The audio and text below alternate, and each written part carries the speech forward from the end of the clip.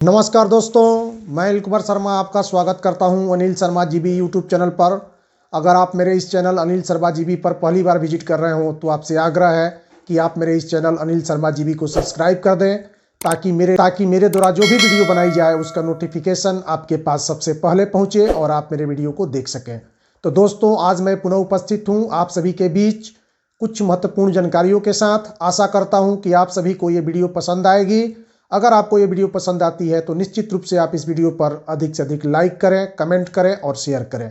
तो आइए देखते हैं कि नियोजित शिक्षकों के लिए कौन सी खबर जो है सबसे महत्वपूर्ण जो है कि आज सामने आ रही है। तो आप सभी जानते हैं कि बिहार के नियोजित शिक्षक अब इंतजार कर रहे हैं कि उन्हें कब जो है सक्षमता परीक्षा से गुजरना होगा और उन्हें कब राज्यकर्मी का दर्जा जो है प्राप्त होगा। क्योंकि आपसे पहले नियोजित शिक्षकों को इस बात का इंतजार था कि उनके लिए जो विशिष्ट शिक्षक नियमावली बनाई गई थी उस पर कब जो है कैबिनेट की मोहर लगती है।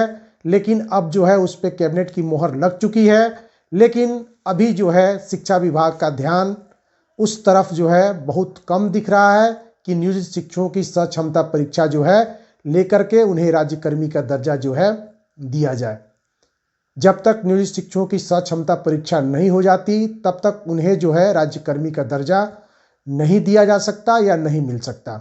तो आखिर नियोजित शिक्षकों को राज्यकर्मी का दर्जा कब प्राप्त होगा और सक्षमता परीक्षा जो है कब होगी, इन्हीं मुद्दों पर जो है हम विशेष रूप से आज इस वीडियो के माध्यम से चर्चा करेंगे। कैबिनेट में विशिष्ट शिक्षक नियमावली पर मुहर लगी थी, उसके बाद ये बात सामने आई थी कि नियोजित शिक्षकों की सक्षमता परीक्षा जनवरी माह में जो है होने वाली है। लेकिन जनवरी माह का आज पहला सप्ताह जो है बीत चुका है और इसमें अब इतना समय नहीं है कि बिहार सरकार जो है या शिक्षा विभाग इसमें नियोजित शिक्षकों के लिए सक्षमता परीक्षा का आयोजन कर सके। क्योंकि इस समय शिक्षा विभाग कहिए या बिहार सरकार का सारा ध्यान जो है बीपीएससी टीआर 1 और बीपीएससी टीआर 2 से चयनित शिक्षकों के बहाली पर जो है लगी हुई है। बिहार सरकार अभी जो है पीएससी से बहाल टीआर 1 और टीआर 2 में जितने भी शिक्षक हैं उनकी सारी प्रक्रिया को जो है अंतिम रूप दे देना चाहती है,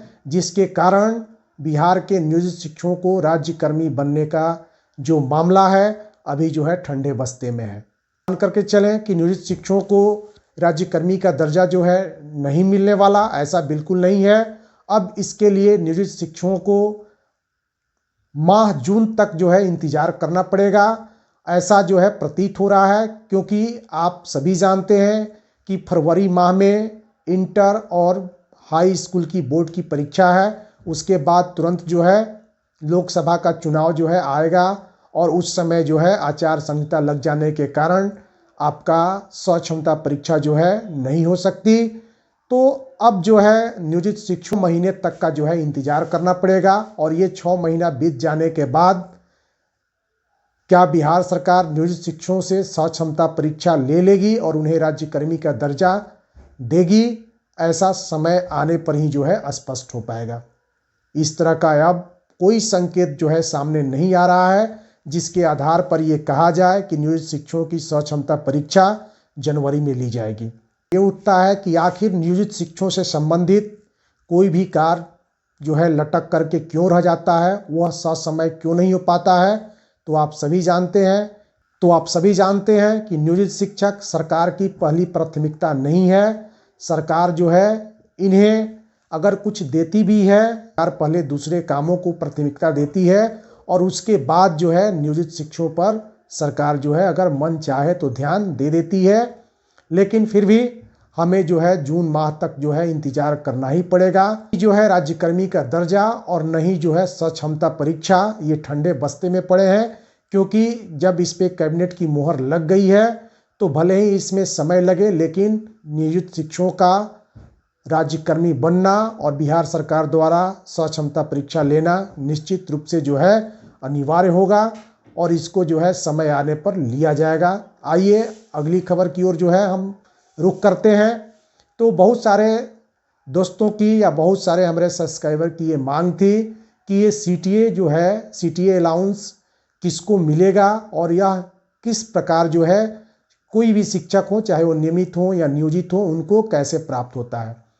तो मैं आपको बता दूं कि CTA जो है उन्हीं शिक्षकों को प्राप्त होता है जिनको HRA के रूप में 8% या 16% जो है रेट से उनको जो है HRA दिया जाता है।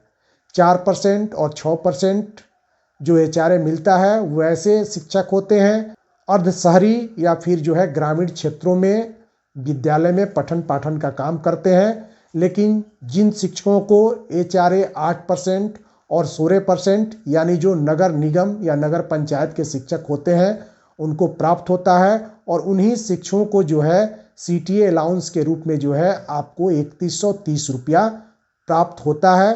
तो आप खुद ये पता कर सकते हैं कि हमें CTA का लाभ जो है प्राप्त होगा या नहीं होगा।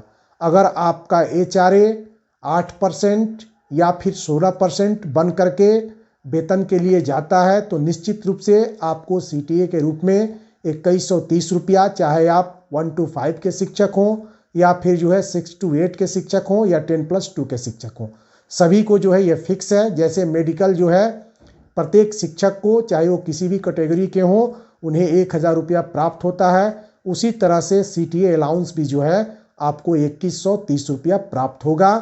तो मैं ये समझता हूँ कि आप इस बात को समझ गए होंगे कि किन शिक्षकों को CTA का लाभ जो है सरकार द्वारा दिया जाता है।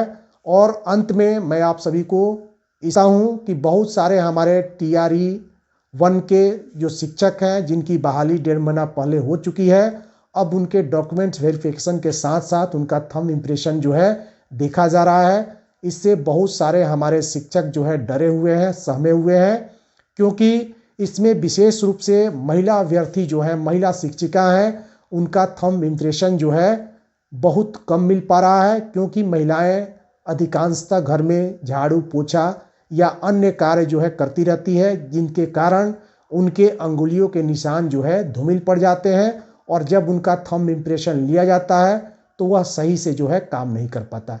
इसके लिए शिक्षा विभाग ने इन शिक्षकों या शिक्षिकाओं को किसी तरह का दिक्कत न हो, इसके लिए कुछ विकल्प भी दिया है।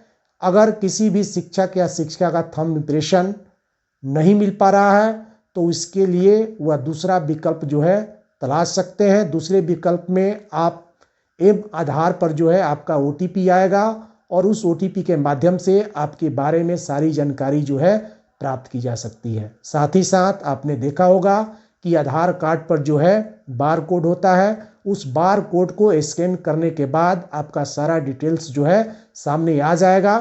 और शिक्षा विभाग मुख्यतः 6 महीने का जो है रिकॉर्ड देख रहा है कि ज्वाइनिंग के 6 महीने पीछे जो है आपने कौन कौन से बदलाव जो है अपने आधार कार्ड में किया है।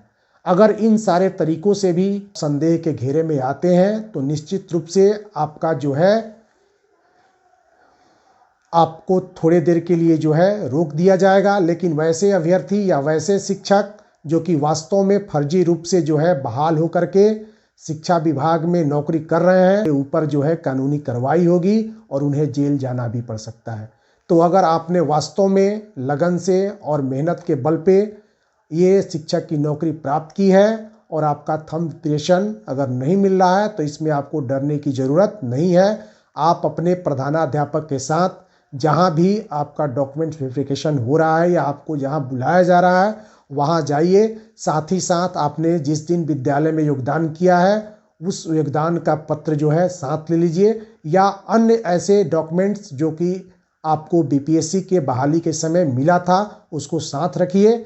निश्चित रूप से थोड़ी परेशानी के बाद आप जो है इन सारी दिक्कतों को पार करके आपका जो है नौकरी सेफ रहेगा और आपको डरने की ज़रूरत नहीं है। तो दोस्तों, आशा करता हूँ कि आप सभी को ये वीडियो पसंद आई होगी। अगर आपको ये वीडियो पसंद आई है तो निश्चित रूप से आप इस वीडियो पर अधिक से अधिक लाइक करें, कमेंट करें और शेयर करें। तो फिर मिलते हैं किसी अन्य वीडियो में, तब तक के लिए नमस्कार।